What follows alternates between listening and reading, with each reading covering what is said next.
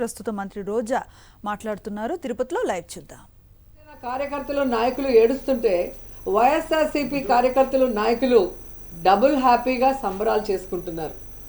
ఎందుకంటే ఈరోజు ఆ జాబితా చూశాక పవన్ కళ్యాణ్ అసలు ఎందుకు పార్టీ పెట్టాడు అని మాకే కాదు, ఈరోజు జనసేన కార్యకర్తలు నాయకులకు కూడా అర్థం కావట్లేదు.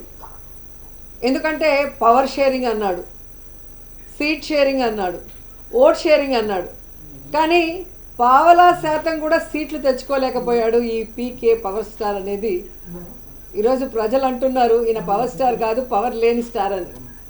ఎందుకంటే ఈ మధ్యలోనే 2019లో అనుకుంటా ఒక మీటింగ్లో, పబ్లిక్ మీటింగ్లో అంటూ ఉండేవాడు పవన్ కళ్యాణ్, జనసేన అంటే కుక్క బిస్కెట్లు వేస్తే తోకూపుకుంటూ మన వెనక తిరుగుతారు, వీళ్ళకి 10-15 సీట్లు ఎక్కువ అని తెలుగుదేశం వాళ్ళు మన అవమానిస్తున్నారు, మన పార్టీ ప్రజల కోసం పుట్టిన పార్టీ, మనం ఎవరి బిస్కెట్లకి తల వంచం, మనమే వాళ్ళకి ఎన్ని కావాలో అన్ని ఇస్తామని చాలా పెద్ద పెద్ద మాటలు మాట్లాడారు.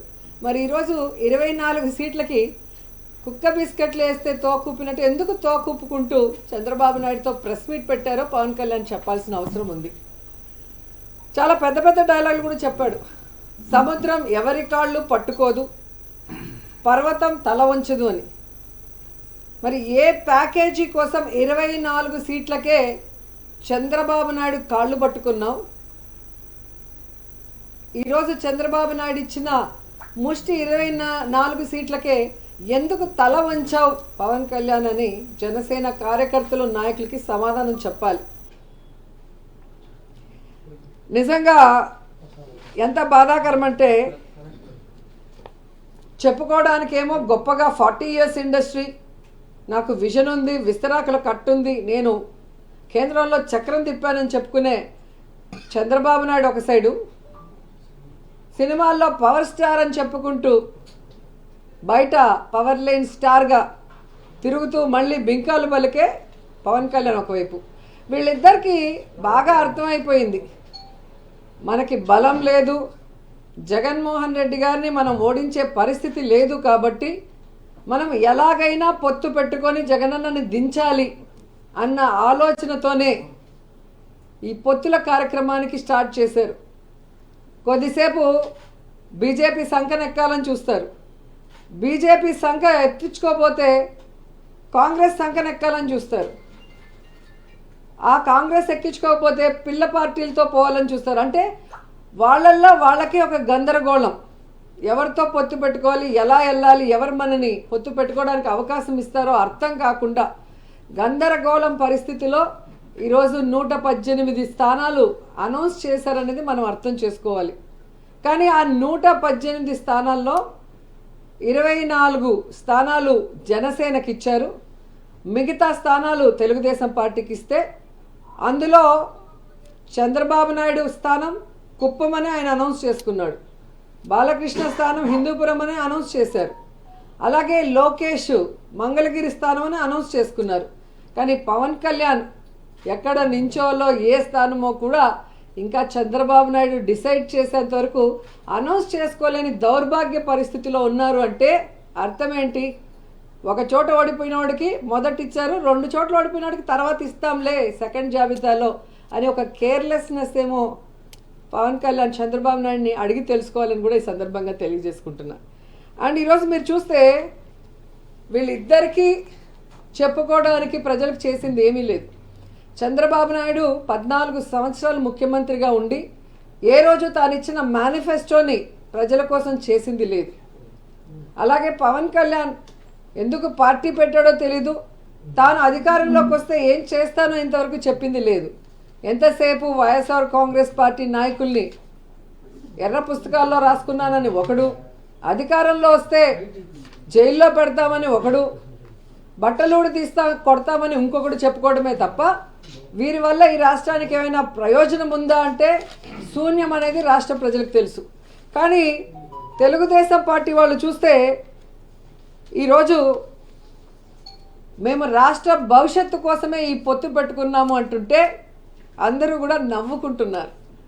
ఎందుకంటే చంద్రబాబు నాయుడు ముఖ్యమంత్రిగా 3 సార్లు చేశాడు. ఈ 3 సార్లలో రాష్ట్ర భవిష్యత్తుని ఎప్పుడైనా కాపాడా అనేది ఈ రాష్ట్ర ప్రజలు ఒకసారి ఆలోచించాలి.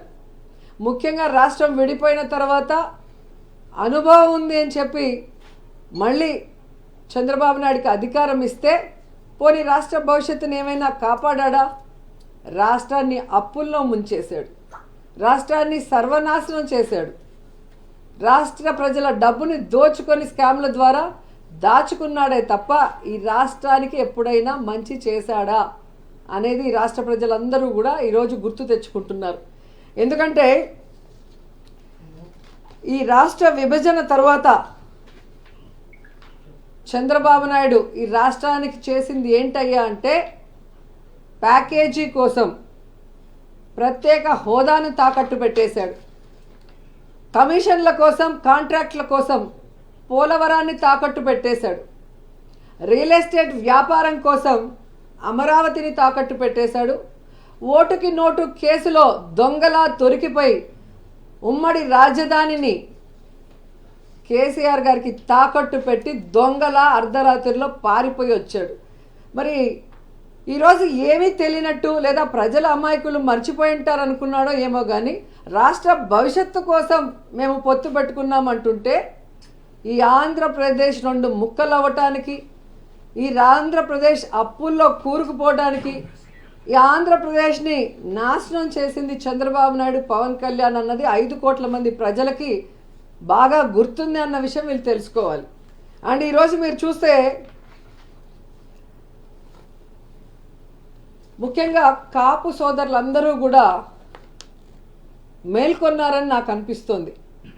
ఎందుకంటే వంగవీటి రంగాన్ని చంపిన తెలుగుదేశం పార్టీ, అలాగే ముద్రగడ పద్మనాభం గారిని అవమానించిన తెలుగుదేశం పార్టీ, ముద్రగడ పద్మనాభం భార్యని కోడల్ని బూతులతో తిట్టి అలా కొడుకుని ఎలా కొట్టి పోలీసులు లాక్కు వెళ్ళారో చూసిన సోదరులు, అలాగే తుని ఘటనలో కాపు సోదరులు కాపు యువకుల మీద తప్పుడు కేసులు పెట్టిన తెలుగుదేశం పార్టీతో ముఖ్యంగా ఈ పవన్ కళ్యాణ్ పొత్తు పెట్టుకోవటం అనేది, అది కూడా ముష్టి 24 సీట్ల కోసం కాపుల ఆత్మగౌరవాన్ని చంద్రబాబు నాయుడు గారి కాళ్ళ దగ్గర తాకట్టు పెట్టడం అనేది జీర్ణించుకోలేకపోతున్నారు. అలాగే పవన్ కళ్యాణ్ మీటింగ్లో సీఎం సీఎం అని అరిచే ఆ పిచ్చి జన సైకోలకి ఈరోజు ఆ తల ఎక్కడ పెట్టుకోవాలో కూడా అర్థం కాని పరిస్థితి. ఎందుకంటే పవన్ కళ్యాణ్ అనేవాడు ఎప్పుడూ కూడా పొలిటికల్ లీడర్గా పనికిరాడు, అతనికి రాష్ట్రం మీద అవగాహన లేదు, ప్రజల మీద ప్రేమ లేదు, పార్టీ కార్యకర్తలు నాయకుల మీద గౌరవం లేదు అన్న విషయం నేను అనేక సందర్భాల్లో చెప్పాను. ఎందుకంటే ఒక కార్యకర్త ఒక నాయకుడు గౌరవంగా ఉండాలి అంటే అది వైఎస్ఆర్ కాంగ్రెస్ పార్టీలో జగనన్న నాయకత్వంలోనే కుదురుతుంది.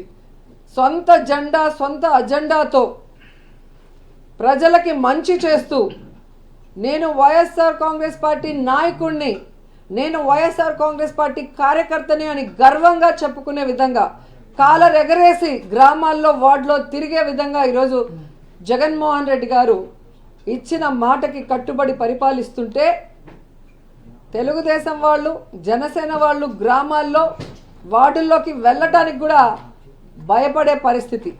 ఎందుకంటే చంద్రబాబు నాయుడు ఏ రోజు కూడా చెప్పిన మాట మీద నిలబడలేదు, ఇచ్చిన మేనిఫెస్టోకి కట్టుబడి ప్రజలకి చేయలేదు. అలాగే పవన్ కళ్యాణ్ ఎప్పుడు ఏం మాట్లాడతాడో ఆయన పార్టీ పెట్టిన రోజు నుంచి మీరు చూస్తే అర్థమవుతుంది. పార్టీ పెడతాడు కానీ కంటెస్ట్ చేయడు, సింగిల్గా కంటెస్ట్ చేస్తే తాను కంటెస్ట్ చేసిన 2 చోట్ల ఓడిపోతాడు. ఇప్పుడు బీజేపీతో పొత్తులో ఉన్నాను ఎన్డీఏలో అంటాడు, ఇక్కడేమో బీజేపీతో సంబంధం లేకుండా తెలుగుదేశం పార్టీతో పొత్తు పెట్టుకోవడం చూస్తుంటే ఇతనికి ఏమైనా విలువలు ఉన్నాయా అని అర్థం చేసుకోవాలి రాష్ట్ర ప్రజలను కూడా ఈ సందర్భంగా తెలియజేసుకుంటున్నా. ఈ మధ్యకాలంలో చంద్రబాబు నాయుడు గారు కోర్టులో అన్నాడు, నాకు హెల్త్ బాగాలేదు, నాకు రెస్ట్ కావాలి అని. నిన్న కుప్పంలో భువనేశ్వరమ్మ చెప్పింది, మా ఆయనకి రెస్ట్ కావాలండి, ఆయన పని అయిపోయింది అని. సో 2024 ఎన్నికల తర్వాత చంద్రబాబు నాయుడుకి పవన్ కళ్యాణ్కి పాలిటిక్స్ నుంచి శాశ్వతంగా రెస్ట్ ఇవ్వడానికి ఆంధ్రప్రదేశ్ ప్రజలు సిద్ధంగా ఉన్నారు అన్న సంగతి తెలియజేసుకుంటున్నా.